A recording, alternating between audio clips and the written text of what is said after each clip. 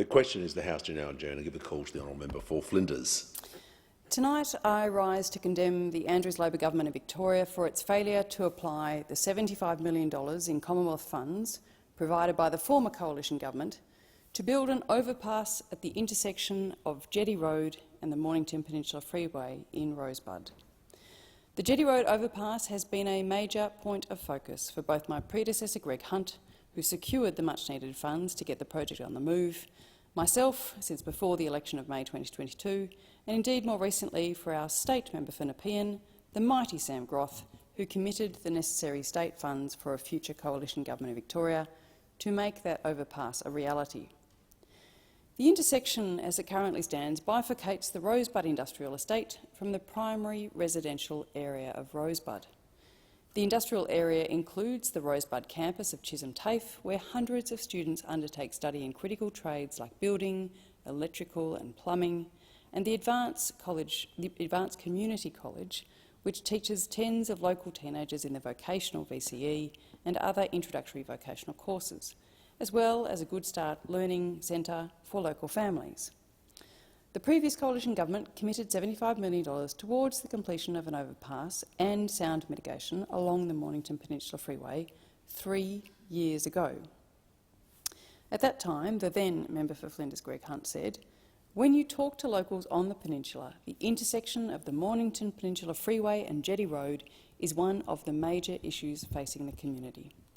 Whether it's locals travelling to and from work on weekdays or visitors to the peninsula on the weekend, the intersection of the Mornington Peninsula Freeway and Jetty Road has been a traffic nightmare for locals for far too long," Mr Hunt said. "This is one of the top issues in our local community, and I recently ran a petition in our local area collecting over 500 signatures. 3 years on, no progress has been made, despite the funds remaining available over all of that time. Oh no, sorry, I stand corrected. Last year there was some progress. The Victorian Coalition announced an additional $100 million in the lead-up to the 2022 state election. And then we waited. And we waited, and we waited some more. Waited for the Andrews government to do something, anything, for one of the highest-ranking priorities in one of its most marginally held seats in Victoria. And we heard nothing. And sensibly, because now the people of Nepean know that they will not be heard by a Labor government in Spring Street, Sam Groth won back the seat for the Liberal Party with a mighty Flinders matching margin of 6.7%. Because Sam listens, Sam acts and Sam serves. But with the Labor government now returned to power, the funds needed for Jetty Road remain uncommitted by the Andrews government. As it stands, a mere $5 million of the $75 million provided by the former coalition government has been invested in pedestrian safety improvements at Jetty Road. In glacial progress, the Victorian Government Department of Transport has completed their planning and development work, and a business case has been submitted to the Albanese government for consideration.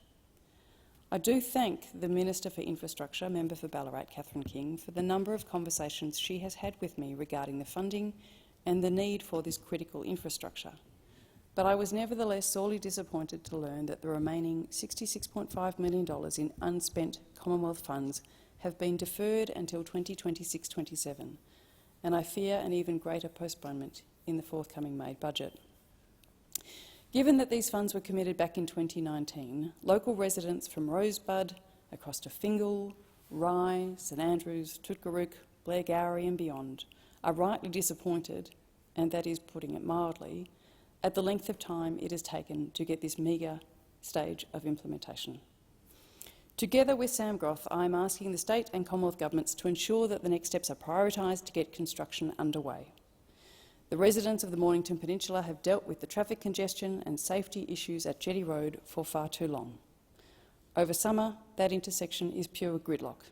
You can't blame the Prime Minister for coming to Portsea by helicopter, skipping the January bottleneck, which can add up to an hour to travel to Victoria's best beaches.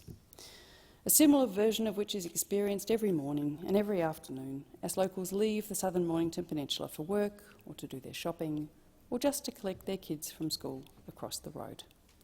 I will continue to fight for this much-needed upgrade on behalf of my Mornington Peninsula community and look forward to eventually seeing it done.